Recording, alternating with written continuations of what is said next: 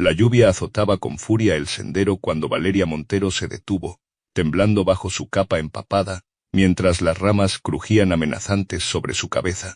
Sus ojos verdes, cansados de llorar, escudriñaban el bosque oscurecido cuando el relincho de un caballo la sobresaltó. El duque Hugo de Valterraza apareció entre la bruma, imponente sobre su montura negra, observándola con una intensidad que la hizo retroceder instintivamente. ¿Por qué una dama tan hermosa está sola en medio de esta tormenta?, preguntó con voz grave mientras desmontaba y se acercaba lentamente. Valeria apretó la cesta contra su pecho, dudando entre huir o confiar en aquel hombre, cuya mano extendida representaba quizás su única salvación en aquella noche de tormenta. Las nubes grises habían oscurecido el cielo desde el amanecer, pero nadie en la casa de los Montero pareció notarlo cuando el tutor León ordenó a Valeria dirigirse al bosque para recoger hierbas medicinales. A sus 23 años, la heredera de los Montero había aprendido a obedecer sin cuestionar, aunque su instinto le advirtiera del peligro. «Necesitamos esas hierbas antes del anochecer», había insistido León, su tutor desde la muerte de sus padres 5 años atrás. «La tormenta esperará tu regreso». Sus palabras sonaban a preocupación, pero sus ojos revelaban otra intención. Valeria caminaba ahora por el sendero con su cesta de mimbre, sintiendo las primeras gotas sobre su capa. El viento agitaba los árboles centenarios, y el camino comenzaba a convertirse en barro bajo sus pies. Sabía perfectamente que León la había enviado como castigo por haber cuestionado, el día anterior, la venta de una pequeña propiedad que había pertenecido a su madre. Una señorita de buena familia no discute decisiones financieras, le había reprochado frente a toda la servidumbre. Tu naturaleza frágil necesita guía y protección.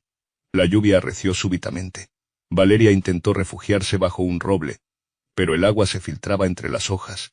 Recordó las palabras que su madre le susurraba en secreto. Tu voz importa, pequeña, nunca lo olvides. Palabras que había enterrado bajo años de sumisión y miedo. Un relámpago iluminó el bosque. Valeria se sobresaltó al ver que había perdido el sendero principal. El corazón le latía con fuerza mientras intentaba orientarse.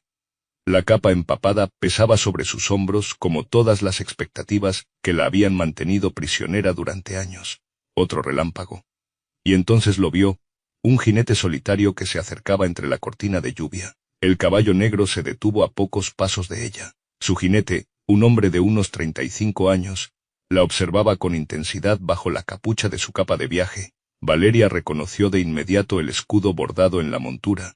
Pertenecía al duque Hugo de Valterraza, propietario de las tierras colindantes, y figura temida en la comarca por su rectitud inflexible. ¿Por qué una dama tan hermosa está sola en medio de esta tormenta?, preguntó con voz profunda mientras desmontaba. Valeria bajó la mirada, como le habían enseñado a hacer frente a hombres de autoridad. Recogía hierbas para mi casa, señor, respondió, intentando que su voz no traicionara su miedo. La tormenta me ha sorprendido. El duque se acercó, estudiándola con ojos penetrantes que parecían ver más allá de sus palabras. ¿Y su familia permitió que saliera con este tiempo?, insistió, frunciendo el ceño. Un trueno retumbó en la distancia. Valeria tembló. Pero no solo por el frío. Mi tutor consideró que era necesario, respondió, y algo en su tono hizo que el duque entendiera lo que no decía. Hugo de Valterraza permaneció en silencio unos instantes. Luego, con un movimiento decidido, se quitó su capa y la colocó sobre los hombros de Valeria. Mi residencia está más cerca que la suya, dijo, señalando el camino. Esta tormenta empeorará antes de mejorar. Valeria dudó. Las reglas sociales prohibían a una mujer soltera aceptar tal invitación sin carabina. Pero la alternativa era permanecer bajo la lluvia, que ya formaba torrentes de barro a sus pies. El duque pareció leer su pensamiento. Mi ama de llaves estará presente en todo momento, añadió con tono formal. Su reputación está a salvo conmigo, señorita Montero. Sorprendida al escuchar su apellido, Valeria levantó la mirada. Me conoce, señor, conozco a su tutor, respondió con un matiz de disgusto en su voz. Entonces, en un gesto que cambiaría el curso de sus vidas, extendió su mano hacia ella. No era una orden ni una imposición, era una elección. Valeria tomó aquella mano enguantada, sintiendo por primera vez en años que alguien esperaba su decisión en lugar de tomarla por ella. La residencia del duque, emergió entre la lluvia como una fortaleza de piedra gris. 2 torres flanqueaban la entrada principal, donde varios sirvientes aguardaban con antorchas protegidas del viento. Hugo desmontó y ayudó a Valeria a bajar con un gesto respetuoso que contrastaba con su reputación de hombre severo. Doña Elvira, llamó el duque a una mujer mayor de aspecto digno que apareció en el umbral. La señorita Montero necesita atención inmediata. Ha estado expuesta a la tormenta demasiado tiempo. El vestíbulo de la mansión, con su suelo de mármol y sus tapices antiguos, impresionó a Valeria tanto como el trato que recibió. Doña Elvira la condujo a una habitación en el ala este, donde un fuego ardía en la chimenea y una bañera de cobre aguardaba con agua caliente. El señor duque ha ordenado que se le prepare ropa seca, explicó el ama de llaves mientras 2 doncellas entraban con toallas y un vestido sencillo pero elegante. Después deberá tomar algo caliente. No es prudente desafiar a la naturaleza, señorita. Valeria percibió la ausencia de juicio en sus palabras. Nadie preguntaba por qué había estado en el bosque durante la tormenta. Nadie cuestionaba su sensatez o su virtud. Tras el baño, cuando las doncellas habían trenzado su cabello oscuro y la habían vestido con ropas que pertenecían a la difunta hermana del duque, Valeria se sintió invadida por una fiebre repentina. Sus piernas cedieron mientras intentaba agradecer los cuidados recibidos. El médico llegó 1 hora después, diagnosticó un resfriado severo agravado por el agotamiento y recomendó reposo absoluto durante varios días. No es prudente trasladarla en este estado, informó al duque en el pasillo. Sin saber que Valeria podía escucharlos desde la cama, cualquier exposición al frío podría derivar en una neumonía. Se quedará el tiempo necesario, respondió Hugo con firmeza. Enviaré aviso a su familia inmediatamente. Durante los 3 días siguientes, Valeria alternó entre la conciencia y la fiebre. En sus momentos de lucidez, observaba la habitación decorada con sobria elegancia y las atenciones constantes, pero discretas de la servidumbre. El duque no apareció en su dormitorio, respetando escrupulosamente las normas de decoro, pero enviaba mensajes regulares interesándose por su mejoría. Al 4.º día, cuando la fiebre cedió por fin, doña Elvira le informó que su tutor había enviado una respuesta al aviso del duque. El señor duque desea hablar con usted sobre este asunto, dijo con expresión preocupada. Cuando se sienta con fuerzas. El despacho del duque era austero pero impresionante, con estanterías de roble que llegaban hasta el techo y un escritorio macizo frente a grandes ventanales. Hugo de Valterraza permanecía de pie junto a la chimenea cuando Valeria entró, escoltada por doña Elvira. Me alegra verla recuperada, señorita Montero, dijo con una inclinación formal. Por favor, tome asiento. Valeria obedeció, notando el sobreabierto sobre el escritorio. Reconoció la caligrafía de su tutor. Su familia exige su regreso inmediato, explicó el duque sin rodeos. El señor León Montero sugiere que su presencia aquí podría malinterpretarse. Un rubor involuntario cubrió las mejillas de Valeria. Comprendía perfectamente las insinuaciones que su tutor habría hecho. También menciona, continuó Hugo con tono controlado, que usted fue enviada a recoger hierbas medicinales para su prima enferma, y que su desobediencia al alejarse del camino principal causó este inconveniente. Valeria apretó los labios. Era la versión que León presentaría ante la sociedad. La joven heredera desobediente que necesitaba mayor control. No hubo tal prima enferma, respondió con voz queda pero firme. Fue un castigo por cuestionar la venta de una propiedad. El duque la observó largamente, como evaluando la verdad en sus palabras.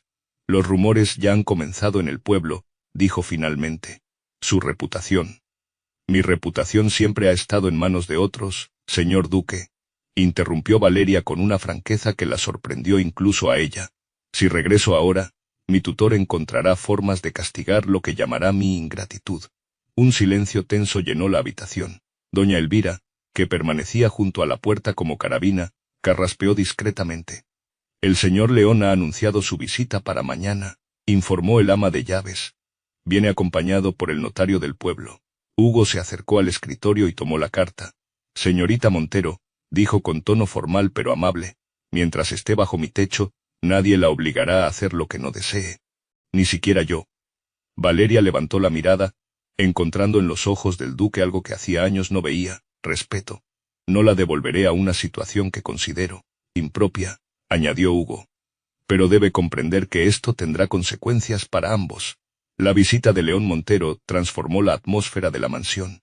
Llegó con el notario y 2 hombres más, exigiendo ver a su pupila de inmediato. El duque lo recibió en el salón principal, donde Valeria aguardaba sentada junto a doña Elvira. Su comportamiento es inapropiado, duque de Valterraza, acusó León apenas cruzó el umbral. Retener a mi pupila sin mi consentimiento podría interpretarse como secuestro. Hugo permaneció impasible. La señorita Montero ha estado demasiado enferma para viajar, respondió con calma. Mi médico puede confirmarlo. Entonces la llevaré ahora mismo, insistió León, dirigiéndose hacia Valeria con expresión severa. Tu comportamiento ha avergonzado a nuestra familia. Vendrás conmigo inmediatamente. Valeria tembló, pero antes de que pudiera responder, el duque se interpuso entre ambos. La señorita permanecerá aquí hasta su completa recuperación, declaró con tono que no admitía réplica. Después será ella quien decida. La confrontación terminó con amenazas veladas de León sobre medidas legales y escándalos que nadie desea, pero el duque no cedió. Tras aquella visita, una rutina tranquila se estableció en la mansión. Durante las mañanas, Valeria descansaba en el patio interior, un espacio rectangular rodeado de naranjos, donde el sol creaba patrones de luz sobre el suelo de terracota. Allí, protegida del viento pero bañada por la luz, leía los libros que el duque ponía a su disposición. Por las tardes, cuando Hugo regresaba de supervisar sus tierras, compartían el té en la biblioteca. Al principio, sus conversaciones eran formales y breves. Gradualmente, comenzaron a discutir sobre los libros que Valeria había leído durante el día. Veo que ha elegido a Sor Juana, comentó el duque una tarde, señalando el volumen que ella sostenía. Me sorprende encontrar sus obras en su biblioteca, respondió Valeria. Mi tutor considera sus escritos inapropiados para señoritas. Hugo sonrió levemente, quizás por primera vez desde que Valeria lo conocía. Mi madre admiraba su intelecto, explicó. Ella me enseñó que la mente no tiene género. Aquellas palabras abrieron una puerta entre ambos. En los días siguientes, Valeria descubrió que podía expresar opiniones sin ser reprendida, que podía cuestionar ideas sin que se cuestionara su virtud. El patio de los Naranjos se convirtió en su refugio, el lugar donde sentía que podía respirar libremente por primera vez en años. La biblioteca se convirtió en el escenario de una intimidad intelectual que ninguno de los dos había experimentado antes. Una tarde lluviosa, mientras discutían sobre un poema de Garcilaso, Valeria se atrevió a preguntar, ¿por qué vive solo, señor duque? La gente en el pueblo habla de su soledad, como si fuera una elección deliberada. Hugo permaneció en silencio, contemplando el fuego de la chimenea. Cuando habló, su voz contenía una franqueza inusual. Mi padre era un hombre que consideraba a las mujeres propiedades, no personas, respondió finalmente. Lo vi destruir el espíritu de mi madre con pequeñas crueldades diarias disfrazadas de protección. Juré que nunca haría lo mismo. Valeria asintió, reconociendo en aquellas palabras su propia experiencia. Mi padre era diferente, confesó. Me enseñaba a leer mapas y me explicaba la administración de nuestras tierras. Cuando murió, mi tutor dijo que había sido demasiado indulgente conmigo, que me había llenado la cabeza de ideas impropias de mi sexo. El duque la observó con intensidad. ¿Qué ocurrió realmente con sus padres, Valeria? Preguntó, usando por primera vez su nombre de pila. Los rumores mencionan un accidente, pero, un incendio en nuestra casa de campo, respondió ella, sintiendo un nudo en la garganta. León estaba allí esa noche. Fue él quien me sacó de las llamas, y quien heredó la tutela de todos nuestros bienes. Un silencio cargado de comprensión llenó la habitación. No era necesario decir más. En los días siguientes, sus conversaciones profundizaron. Valeria descubrió que el duque no solo administraba sus tierras con justicia, sino que había establecido una escuela para los hijos de sus trabajadores, algo inusual en la comarca. Una tarde, mientras paseaban por el jardín interior, Hugo le reveló el juramento que había hecho años atrás, arrodillado junto al lecho de muerte de su madre. Prometí que nunca llamaría mía a una mujer, explicó con solemnidad, que nunca hablaría de posesión cuando se tratara de un ser humano. Valeria sintió que algo se transformaba en su interior. Por primera vez, comprendía que existía otra forma de relación entre hombres y mujeres, una basada en el respeto mutuo y no en la posesión. A medida que su salud mejoraba, Valeria comenzó a participar activamente en la vida de la mansión. Todo empezó una mañana cuando, al pasar por la cocina, notó que doña Elvira discutía con el cocinero sobre el menú para una cena importante. Disculpe mi intromisión, intervino tímidamente, pero conozco una receta de mi madre que podría ser apropiada para la ocasión. El cocinero la miró con escepticismo, pero doña Elvira, que había aprendido a apreciar el buen juicio de la joven, le pidió que explicara su idea. Para sorpresa de todos, el plato que Valeria sugirió, una perdiz en salsa de granadas, resultó ser un éxito entre los invitados, comerciantes de vino que negociaban con el duque. No sabía que tenía talento para la cocina, comentó Hugo esa noche, cuando los invitados se habían marchado. Mi madre creía que una mujer debía conocer todos los aspectos de un hogar, no para servir a otros, sino para dirigir con conocimiento, respondió Valeria. León consideraba estas habilidades vulgares para una heredera. El duque asintió pensativo. Me gustaría escuchar más de sus ideas, dijo finalmente. Si lo desea. Así comenzó una transformación sutil pero profunda en la dinámica de la casa. Valeria empezó a sugerir pequeños cambios. Una reorganización de la despensa que ahorró tiempo y recursos, un sistema para clasificar la correspondencia, que el duque encontró sorprendentemente eficiente, una modificación en los turnos de los sirvientes que mejoró su descanso, sin afectar sus obligaciones. Lo más significativo ocurrió en el patio de los Naranjos. Una mañana, Valeria observó que varios árboles mostraban signos de enfermedad. Mi padre tenía un huerto similar, explicó al jardinero, que la escuchaba con creciente respeto. Si me permite, podría ayudar. Durante las semanas siguientes, Valeria dedicó parte de sus mañanas a trabajar junto al jardinero. El duque la encontraba a menudo con las manos manchadas de tierra, y el rostro iluminado por una satisfacción que nunca había visto en ella. La actitud del personal hacia Valeria evolucionó gradualmente. Al principio la trataban con la cortesía debida a una invitada de alto rango. Después comenzaron a buscar su consejo y aprobación, reconociendo su inteligencia práctica y su consideración hacia todos. Una tarde, mientras Valeria supervisaba la poda de los naranjos, escuchó a dos doncellas que conversaban sin percatarse de su presencia. Es como si la casa hubiera estado esperando por ella, comentó una. El duque la mira como mi padre miraba a mi madre, respondió la otra. Con respeto, no solo con deseo. Valeria sintió un rubor cálido extenderse por sus mejillas. No se había permitido pensar en Hugo de esa manera, pero ahora que las palabras flotaban en el aire, reconoció la verdad en ellas. Entre ellos había nacido algo más profundo que la gratitud o la admiración. Una alianza basada en valores compartidos y respeto mutuo. La noticia llegó una mañana de principios de otoño. León Montero había presentado una demanda formal ante el Tribunal Provincial, acusando al duque de retener ilegalmente a su pupila y de poner en riesgo su reputación. Exigía la restitución inmediata de Valeria a su tutela legal. Hugo convocó a su abogado con urgencia. Valeria, que regresaba de su paseo matutino por el jardín, escuchó voces alteradas en el despacho. La puerta estaba entreabierta, y aunque sabía que no debía escuchar conversaciones ajenas, el temor a ser devuelta a su antiguo hogar pudo más que su discreción. Es una acusación grave, señor duque, decía el abogado. Sugieren que sus intenciones hacia la señorita Montero son impropias. Absurdo, la voz de Hugo sonaba indignada. Cualquiera que conozca mi carácter sabe que jamás comprometería el honor de una dama bajo mi protección. Sin embargo, la ley favorece al tutor legal, insistió el abogado. A menos que la señorita sea su esposa, o exista un compromiso formal. Hubo un largo silencio. Luego la voz del duque, firme y clara. No la devolveré a ese hombre, declaró. Pero tampoco la llamaré mía. No convertiré su protección en posesión. Aquellas palabras atravesaron el corazón de Valeria como una daga helada.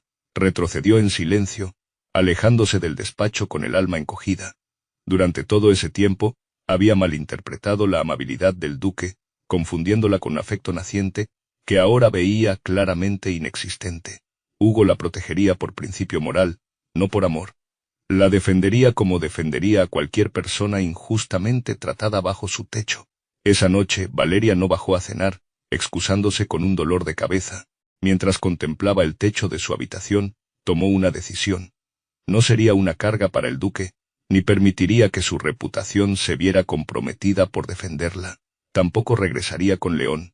Había una tercera opción. Al amanecer, escribió 2 cartas, una para el duque, agradeciéndole su protección y explicando que no deseaba causarle más problemas. Otra para la abadesa del convento de Santa Clara, a 3 días de camino, solicitando asilo temporal. Empacó lo poco que le pertenecía, dejó las cartas sobre su cama perfectamente hecha, y salió de la mansión cuando los primeros rayos del sol apenas iluminaban el horizonte. Nadie la vio partir. Era mejor marcharse con dignidad que permanecer donde solo era tolerada por compasión. El pueblo de Valterraza despertaba lentamente aquella mañana. Los comerciantes abrían sus puertas, y las mujeres se dirigían a la fuente central con sus cántaros. Nadie prestó especial atención a la figura de doña Martina, la madrina parroquial, hasta que se detuvo en medio de la plaza y pidió la atención de los presentes. «Debo hablar de un asunto que hemos callado demasiado tiempo», anunció con voz firme a pesar de sus 70 años. «Un asunto que concierne a la señorita Valeria Montero y a todas las jóvenes que han estado bajo la tutela de León Montero». La multitud se fue congregando lentamente. Entre los presentes estaba el capellán del pueblo, que observaba con expresión preocupada. «Durante 20 años he visto el mismo patrón», continuó doña Martina. «Jóvenes huérfanas con propiedades puestas bajo la tutela de León, todas aisladas, todas manipuladas para creer que su voz no importa, todas casadas eventualmente con hombres elegidos por él, que recibían generosas dotes a cambio de mantener a sus esposas sometidas». Un murmullo recorrió la plaza. Algunos asintieron, reconociendo la verdad en aquellas palabras. «La señorita Isabel Fuentes», continuó la anciana, señalando a una mujer de mediana edad entre la multitud. «Su padre murió cuando tenía 16 años. León se convirtió en su tutor, y vendió sus viñedos antes de casarla con un comerciante de Sevilla. La señorita María Luján, cuyas tierras en el valle fueron vendidas parcela a parcela, mientras ella permanecía recluida en la casa familiar. Una a una, doña Martina nombró a 7 mujeres, todas con historias similares. Algunas estaban presentes y confirmaban con lágrimas silenciosas. Otras habían desaparecido tras matrimonios lejanos. Y ahora, la señorita Valeria Montero, concluyó. La más rica de todas, heredera de tierras que lindan con las del duque. Tierras que León ha ido vendiendo discretamente desde la muerte de sus padres. El capellán dio un paso adelante.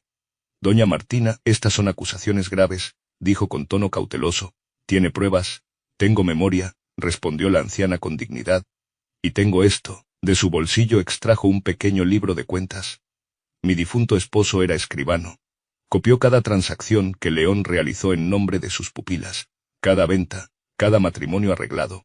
El libro pasó de mano en mano. Los rostros mostraban indignación creciente. «¿Por qué habla ahora doña Martina?», preguntó alguien entre la multitud. «Porque el duque ha protegido a Valeria como nadie protegió a las otras», respondió. «Y porque León ha presentado una demanda para recuperarla. Si callamos ahora, seremos cómplices». En ese momento, un jinete atravesó la plaza a galope. Era un sirviente del duque. «La señorita Montero ha desaparecido», gritó.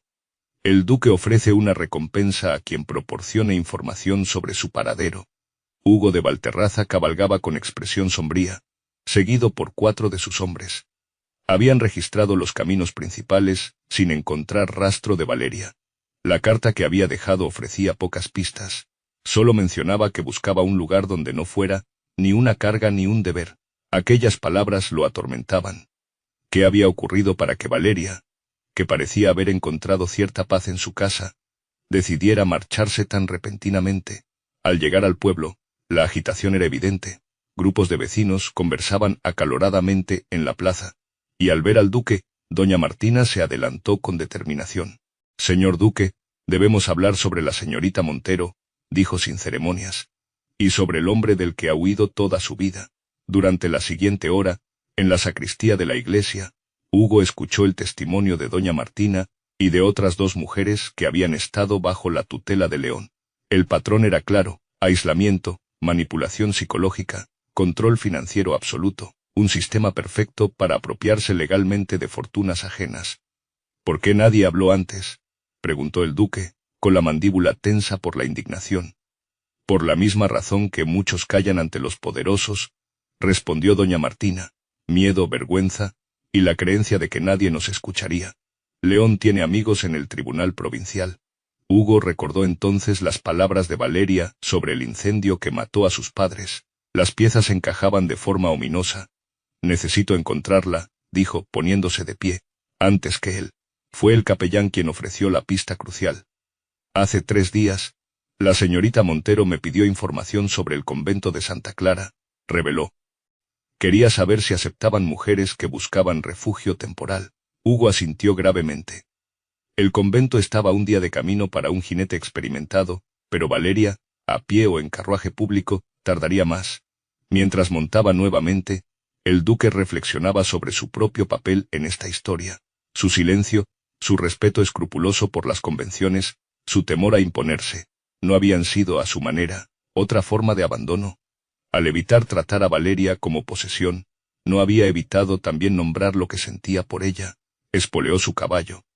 Había comprendido, demasiado tarde quizás, que el silencio podía ser otra forma de injusticia. El camino al convento de Santa Clara atravesaba un pequeño valle antes de ascender por una colina boscosa. Hugo había cabalgado toda la noche, deteniéndose solo para cambiar de montura en una posada, donde nadie había visto pasar a una joven que coincidiera con la descripción de Valeria. El amanecer comenzaba a teñir el cielo de rosa, cuando divisó una figura solitaria que avanzaba lentamente por el sendero. Incluso a distancia, reconoció la postura digna y el paso decidido de Valeria. Desmontó y avanzó a pie, no queriendo asustarla. Ella se detuvo al escuchar sus pasos. Al volverse y reconocerlo, su rostro mostró una mezcla de sorpresa y resignación. Señor duque, saludó formalmente. No era necesario que viniera personalmente. Hugo se acercó hasta quedar a pocos pasos de ella.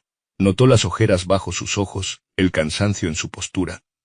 ¿Por qué te marchaste, Valeria?, preguntó directamente, abandonando el tratamiento formal. Ella desvió la mirada hacia el horizonte, donde el sol comenzaba a asomar. Escuché su conversación con el abogado, confesó. No deseo ser una carga que debe proteger por deber moral. Prefiero encontrar mi propio camino. Hugo cerró los ojos brevemente, comprendiendo por fin. Malinterpretaste mis palabras, dijo con voz queda. Cuando dije que no te llamaría mía, no me refería a que no te quiero a mi lado. Valeria lo miró con confusión. Le prometí a mi madre moribunda que nunca hablaría de una mujer como posesión, explicó él. Que nunca usaría las palabras mi esposa como mi padre las usaba, como si hablara de un caballo o una tierra. Fue un juramento para honrarla a ella, no un rechazo hacia ti. El silencio entre ambos se llenó de comprensión naciente. Regresemos, propuso Hugo, extendiendo su mano. Hay mucho que debemos hablar. El viaje de regreso fue lento. Valeria montaba tras él, aferrada a su cintura mientras el caballo avanzaba a paso tranquilo. Ninguno habló durante el trayecto, pero algo había cambiado entre ellos. Al llegar a la mansión, el sol estaba alto. Hugo la condujo directamente al patio de los Naranjos, ahora iluminado por la luz matutina, que creaba patrones dorados sobre el suelo. Este lugar siempre ha sido especial para ti, dijo, observando cómo Valeria respiraba profundamente el aroma de los árboles. Aquí es donde te he visto más libre, más tú misma. Valeria asintió, recorriendo con la mirada el espacio que había llegado a amar. Tengo miedo, Hugo, confesó finalmente, usando por primera vez su nombre de pila. Miedo de existir plenamente, de tener voz, de ocupar espacio en el mundo. Durante años me enseñaron que mi valor estaba en mi obediencia y mi silencio. Y yo tengo miedo de dominar sin querer, respondió él con igual franqueza. De repetir patrons que juré no repetir. De confundir protección con posesión. Sus miradas se encontraron, reconociéndose por primera vez sin barreras. El sol alcanzaba su cenit cuando Hugo y Valeria se sentaron en el banco de piedra bajo el naranjo más antiguo del patio. La luz filtrándose entre las hojas creaba un juego de sombras sobre sus rostros. He estado pensando en lo que significa realmente el matrimonio, comenzó Hugo, mirando directamente a Valeria. No como lo entendía mi padre, ni como lo entiende la sociedad que nos rodea. Valeria lo escuchaba con atención, percibiendo la seriedad de sus palabras. Para mí, continuó él, debería ser un pacto entre iguales. Una elección libre, no una transacción o una imposición. ¿Y qué incluiría ese pacto?, preguntó ella con voz suave pero firme. Hugo sonrió levemente, apreciando su directa claridad. Respeto mutuo, por supuesto, respondió. Pero también voz para ambos, presencia real en las decisiones que afectan nuestras vidas, honestidad, incluso cuando sea incómoda. ¿Y amor? La pregunta de Valeria flotó entre ellos como el perfume de los azahares. El amor ya existe, respondió Hugo con sencillez. Ha crecido día a día, conversación tras conversación. Está en cómo cuidas este patio, en cómo has transformado esta casa, en cómo defiendes tus ideas sin temor a disgustarme. Valeria sintió que algo se expandía en su pecho, una calidez que nunca había experimentado. Entonces, Valeria Montero, continuó Hugo, tomando su mano con delicadeza, te propongo un matrimonio basado no en la posesión, sino en la elección consciente. No te pido que seas mía, te pido que caminemos juntos, como iguales ante Dios y ante los hombres. ¿Y qué dirá la sociedad?, preguntó ella, aunque su tono indicaba que la respuesta ya no le importaba tanto como antes. La sociedad verá lo que queramos mostrarle, respondió él, un duque y su esposa como tantos otros. Pero nosotros sabremos la verdad, que somos dos personas que se eligieron libremente, sin coerción ni necesidad. Valeria contempló sus manos unidas, pensando en el largo camino que la había llevado hasta este momento. Desde la joven temerosa que obedecía sin cuestionar, hasta la mujer que ahora tomaba su destino en sus propias manos. Acepto tu propuesta, Hugo de Valterraza, respondió finalmente. No como refugio ni como salvación, sino como elección. El pacto quedó sellado no con un beso apasionado, sino con un abrazo sereno que contenía la promesa de todos los días por venir. La boda se celebró un mes después en la capilla de la mansión ducal. No fue una ceremonia ostentosa, pero sí significativa.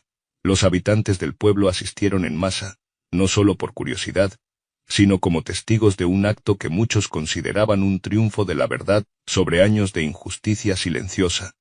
Valeria caminó hacia el altar sin acompañante masculino que la entregara. En su lugar, doña Martina la escoltó hasta donde Hugo esperaba. La anciana representaba la memoria y la resistencia de todas las mujeres que habían sufrido bajo tutelas abusivas. El vestido de la novia, de seda color marfil con bordados de azahar, había sido confeccionado por las mujeres del pueblo. Cada puntada simbolizaba la reconstrucción de una identidad que durante años había sido sistemáticamente borrada. Durante la ceremonia, el capellán modificó ligeramente las palabras tradicionales, omitiendo la promesa de obediencia y enfatizando el respeto mutuo. Fue un pequeño cambio, casi imperceptible para muchos, pero profundamente significativo para la pareja. La celebración posterior se desarrollaba con alegría contenida en los jardines de la mansión, cuando un carruaje negro se detuvo frente a la entrada principal. León Montero descendió con expresión furiosa, seguido por dos hombres que portaban documentos. «Esto es una farsa», gritó, irrumpiendo en el jardín. «Exijo hablar con el duque inmediatamente». Los invitados se apartaron, creando un pasillo involuntario entre León y la pareja recién casada. Hugo dio un paso adelante, pero Valeria lo detuvo con un gesto suave. «Yo hablaré con él», dijo con voz clara. «Es a mí a quien busca».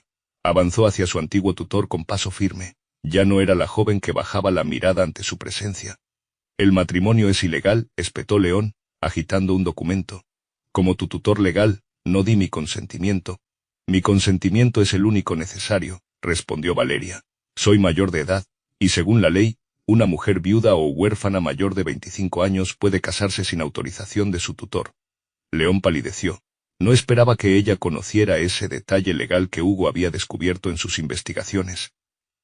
«Además», continuó Valeria, elevando la voz para que todos escucharan, «tenemos pruebas de tu administración fraudulenta de mis bienes. El libro de cuentas de doña Martina ha sido presentado al tribunal provincial». Un murmullo recorrió la asamblea. León miró a su alrededor, comprendiendo que había perdido no solo el control sobre Valeria, sino también el respeto que su posición le había garantizado durante años. «Esto no quedará así», amenazó, retrocediendo hacia su carruaje. «No, no quedará así», confirmó la nueva duquesa de Valterraza, sin bajar la mirada. «La verdad nunca queda enterrada para siempre». Un año después, Valeria y Hugo caminaban por el mismo sendero del bosque donde se habían encontrado por primera vez. Era primavera, y el camino que antes había estado cubierto de barro y azotado por la tormenta ahora resplandecía bajo el sol, bordeado de flores silvestres. León Montero había abandonado la comarca tras perder el juicio por malversación.